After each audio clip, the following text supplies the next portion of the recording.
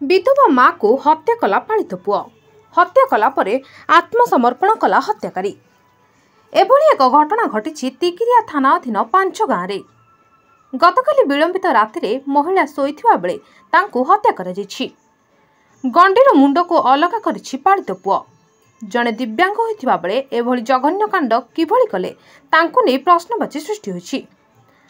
पालित पुओ सह अन्य केही मिसी एभली जघन्य कांड घटाई थाई पारंती बोली साधारण आलोचना होछि। हत्याकांडर कारण अस्पष्ट रहिछि। तिगिरिया थाना रे युवक एबे अटक अछि। आपण मानकर स्नेह श्रद्धा एवं भल पाइबा को पाथेय करी मणिभद्रा खबर यूट्यूब फेसबुक एवं पोर्टाल ले तार सफलता बजाय रखिछि।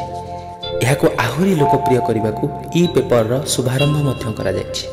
आमको यही भली प्रेरणा एवं सहयोग जोगाइबा सहित लाइक शेयर एवं सब्सक्राइब करंतु।